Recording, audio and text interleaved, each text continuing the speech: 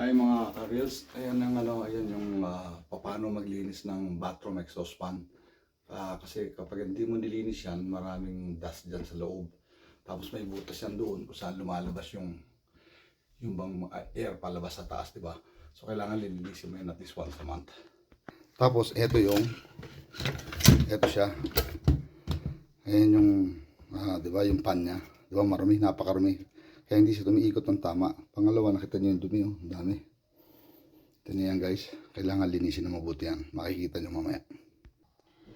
Okay, ayan na mga ka-reels, oh. Nalinis ko na siya, oh. Diba, nakita niyo? Ito na ngayon. Tapos ayan yung pinagtanggalan, oh, ha? Ayan na siya mga ka-reels, oh. Kaya, nahihigop niya na, oh. Diba? Ganyan. Nahihigop niya na.